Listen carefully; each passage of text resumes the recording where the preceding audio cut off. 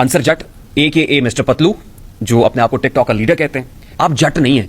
थोड़ी देर को ना मुझे लगा, क्योंकि जो जट आदमी होता है या खानदानी आदमी होता है, हम तो ये समझते हैं कि माई बहनें सांझी होती हैं। मैं आपको कह रहा हूं कि आप मेरे पास आए ना पॉडकास्ट करने के लिए, आए ना जरा खुशबू लगा के। इसको क्यों गिफ्टिंग हुई और ये पैसे क्यों कमा रहा है, ये तो मनी लॉन्ड्रिंग कर रहे हैं, ये वैसे कर रहे हैं, टिंगने कर रहे हैं। मैं आपको सारी बातें बताता, इग्नोर नहीं करना। मैंने अब जवाब देना, इनको जवाब दूंगा, अल्हम्दुलिल्लाह अच्छे तरीके से दूंगा इनको।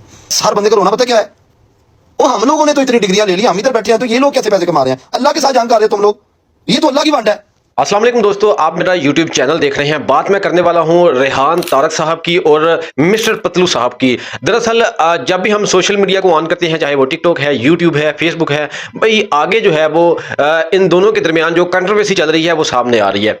अब रेहान तारक साहब ने अपनी एक रिसेंटली वीडियो में, यानी कि यूट्यूब पर उन्होंने एक वीडियो अपलोड की है, वहां पर एक चैलेंज दे दिया है मिस्टर पतलू को कि भाई जब मर्जी आकर आप मेरा सामना कर लें, मेरे साथ सवाल करें, मैं जवाब देने के लिए तैयार हूं। मैं आपको कह रहा हूं कि आप मेरे पास आए ना पॉडकास्ट करने के लिए, आए ना जरा खुशबू लगा के।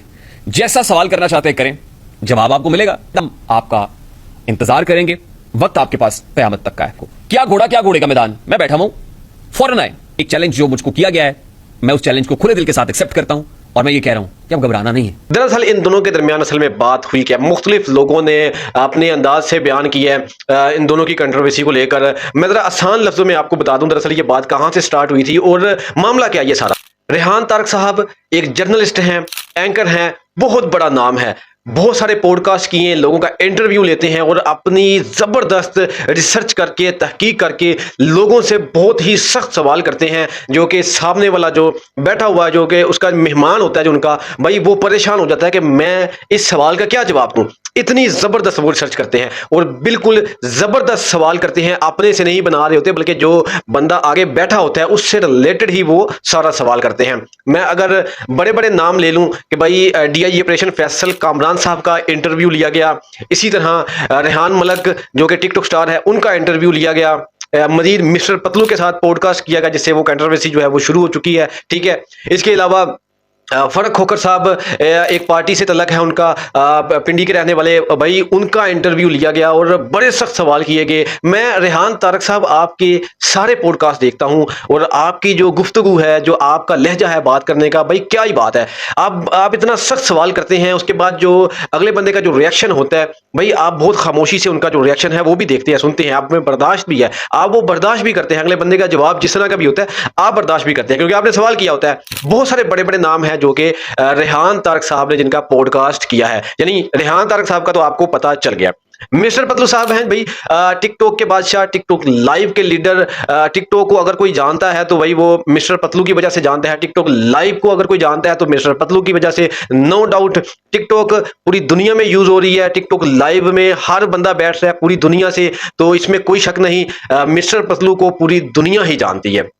टिकटॉक का बादशाह भाई, टिकटॉक लाइव का। और बहुत सारे लोग मिस्टर पतलू को देखकर जो है वो टिकटॉक लाइव पर आए थे कि भाई वहां पर क्यों आए वो भी मैं आपको बता दूं। टिकटॉक लाइव से बहुत सारा पैसा जो है वो मिस्टर पतलू ने कमाया, अब वो कैसे वो भी मैं आगे आपको बता देता हूं। इसी तरह लोग उनको देखते रहे, देखते देखते भाई लोगों के दिल में भी ये ख्याल आता है कि भाई हम भी टिकटॉक लाइव पर आए और हम भी वहां से पैसा बनाना, पैसा कमाना शुरू कर दें। शॉर्ट मैंने आपको दोनों का तरफ करवा दिया कि भाई रेहान तारक साहब अपने प्रोफेशन में एक बहुत बड़ा नाम है, मिस्टर पतलू अपने प्रोफेशन में एक बहुत बड़ा नाम है, तो यकीनन आपको ये चीजें पता चल गई होंगी। अब यहाँ पर जो चैलेंज है वो क्यों दिया गया, कंट्रोवर्सी कैसे शुरू हुई, देखें जी। मिस्टर पतलू के पास रेहान तारक गया, वहां पर एक पॉडकास्ट हो गया जी, पॉडकास्ट शुरू कर लिया उन्होंने।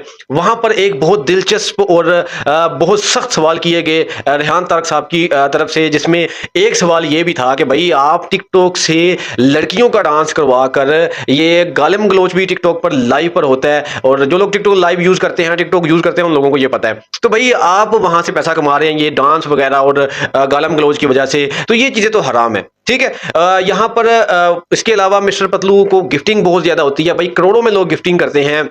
ठीक है, और कौन लोग गिफ्टिंग करते हैं, उनमें से एक बंदे को पॉडकास्ट पर रेहान तारक ने बुलाया जिसका नाम है खलनायक। खलनायक वो बंदा है जिसने मिस्टर पतलू को गिफ्टिंग की। अब कितने की वो भी मैं आपको बता देता हूं। और ना सिर्फ मिस्टर पतलू को की, बल्कि वो कह रहा है जी मैं मजीद दूसरे लोगों को भी गिफ्टिंग करता हूं, यानी टिकटॉक पर बहुत सारे ऐसे लोग हैं जो अपने फेवरेट टिकटॉक पर ये होता है कि भाई अगर आप किसी को सुन रहे हैं तो उसकी जो बातें हैं वो आपको अट्रैक्टिव होती हैं, जो पसंद आती हैं, तो उससे जो सुनने वाला है वो आपको गिफ्टिंग भी कर सकता है। वो अपने पैसों से वो कुछ कॉइन्स खरीदते हैं और ताकि वो आपको गिफ्ट करते हैं। उसमें लाइन है, यूनिवर्स है, फ्लावर है, बहुत बहुत चीजें हैं जी भाई मुख्तलिफ प्राइस की। तो वो अपनी जेब से वो आपको पैसे देते हैं गिफ्टिंग करके। ठीक है, अगर आप उनके हीरो बन जाते हैं, जो गिफ्टर हैं आपके, वो आपको सुनते हैं और आपकी बातें जो हैं वो उनको पसंद आ जाती हैं, तो डेफिनेटली भाई आप अच्छे खासे पैसे बना सकते हैं। वो आपको गिफ्टिंग करते हैं। अब जो खलनायक है, रेहान तारक ने खलनायक का एक पॉडकास्ट किया जो कि यूट्यूब पर वीडियो मौजूद है, आप लोग भी जाके वो देख भी सकते हैं। तो वहां पर पूछा गया कि भाई आपने कितनी गिफ्टिंग की अभी तक। उन्होंने बोला, खलनायक ने ये बोला कि मैंने 20 से 21 करोड़ जो है वो मिस्टर पतलू को गिफ्टिंग कर दी हुई है। तो जिस पे रेहान तारक साहब का जो रिएक्शन था वो ये कि भाई आपकी हराम की कमाई है, आपने इतने पैसे क्यों जाया कर दिए। मुझे समझ से बाहर है जी बात ये। माफ कीजिएगा अगर आपको मेरी बात गलत लगे, लेकिन ये सवाल एक आम व्यूअर भी सोच रहा होगा, यहां बैठा वो भी सोच रहा होगा, हमें देखने वाला भी सोच रहा होगा। 20-21 करोड़ रुपया हलाल की कमाई, आप you just throw it away. एकदम तो नहीं फेंका ना, ये 2 साल गिफ्टिंग की है बैठ के, इसको 2-2.5 साल बैठ के गिफ्टिंग की, एक साथ थोड़ी दिया हमने, आराम आराम से दिए, कभी 10,000, कभी 20,000, कभी 40,000, कभी 50,000 दरम्स ऐसी गिफ्टिंग करते गए। ये मैं आपको बताया ना, एक नशा है ये गिफ्टिंग का, जिसको लग जाए वो फिर करता ही रहता है। कोई खलनायक है, कोई गैम्बलर है, कोई जज्बा है, तो कोई फलाना है, तो कोई धमकाना है। मुझे ऐसे लगता है जैसे this social media is a media of faceless and nameless people.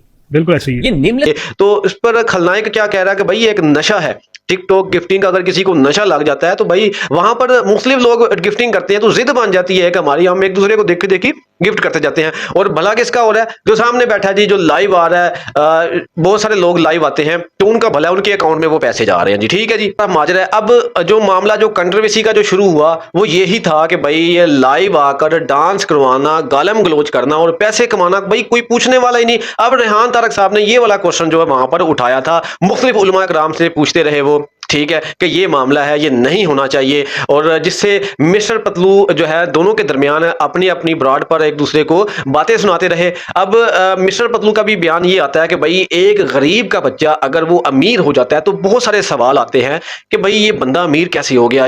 बस हर बंदे को रोना पता क्या है, वो हम लोगों ने तो इतनी डिग्रियां ले ली, हम इधर बैठे हैं, तो ये लोग कैसे पैसे कमा रहे हैं। अल्लाह के साथ जंग कर रहे हो तुम लोग, ये तो अल्लाह की बात है, ये तो अल्लाह की देन है, ये तो अल्लाह का निजाम है। मैं दुआ करता हूं अल्लाह ताला आपको भी करोड़ों रुपए दे, अल्लाह ताला आपको भी इज्जत दे, अल्लाह ताला आपको भी शोहरत दे।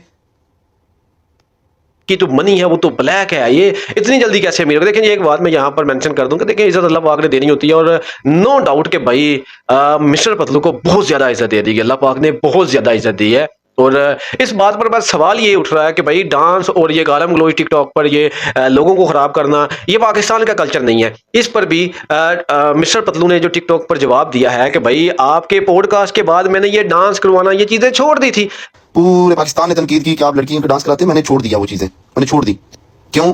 कि मेरे पाकिस्तान का कल्चर नहीं था, मेरे लोग मुझसे नाराज थे, मैंने हर चीज छोड़ दी। आप एप्रिशिएट करने के बजाय